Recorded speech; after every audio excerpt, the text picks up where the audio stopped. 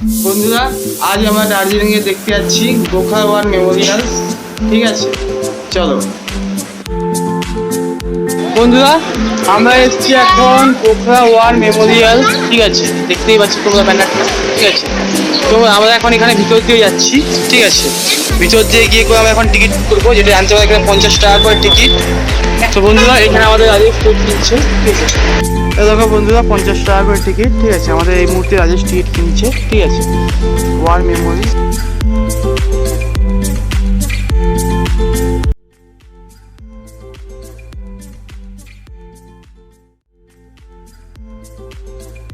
বন্ধুরা, এই দেখো এখানে ফুলের বাগানটা কত সুন্দর, ফুলও রাখা আছে। বন্ধুরা চলো তোমাদেরকে দেখাচ্ছে, এটা খুব সুন্দর দৃশ্য। ঠিক আছে, দেখো জাস্ট খুব অসাধারণ একটা ভিউ।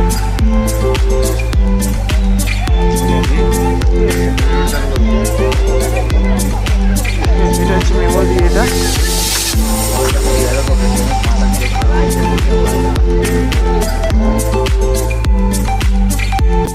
দেখতেই পাচ্ছ কত সুন্দর বাগানটা সাজিয়ে রেখেছে।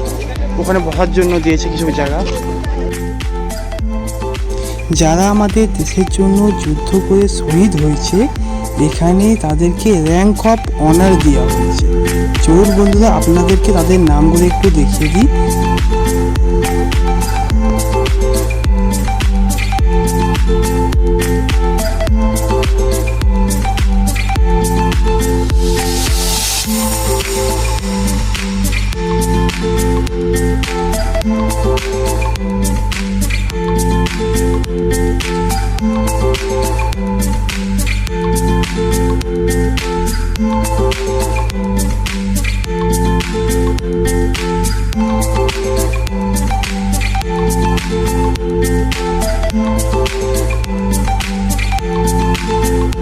এই দেখো এখানে রয়েছে আই লাভ দার্জিলিং।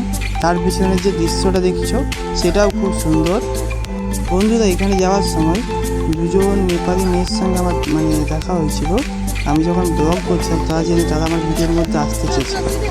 এই দেখুন তাদের নিচে গিয়ে দৃশ্যটা খুব ভালো করে দেখাই চলে।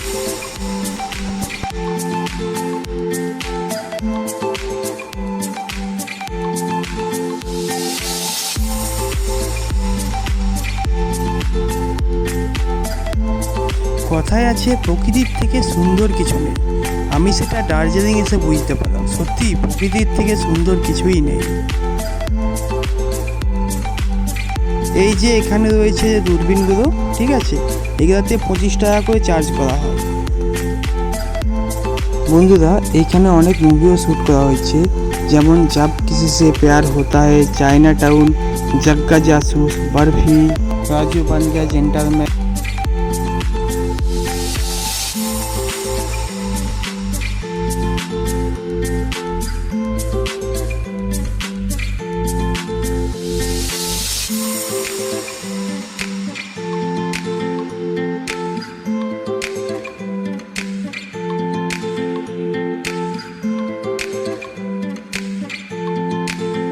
এক সাইডে রয়েছে ফুলের বাগান, আরেক সাইডে রয়েছে দেখুন কাপড়ের দোকান।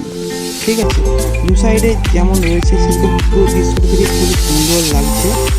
এই জায়গাটার আরেকটা নাম হচ্ছে বাতাসিয়া রোড, কারণ এই জায়গাটার চার সাইডে রেল লাইনে ভর্তি, যেটাতে গোল গোল করে ট্রেনটি ঘুরে, সেই জন্য এই জায়গাটার নাম পড়েছে বাতাসিয়া। আজকের এই ভিডিওটা এখানে শেষ করলাম, দেখা হচ্ছে পরের ভিডিওতে। ভিডিওতে যদি কিছু খারাপ লেগে থাকে সেই জন্য ক্ষমা চেয়ে নিচ্ছি।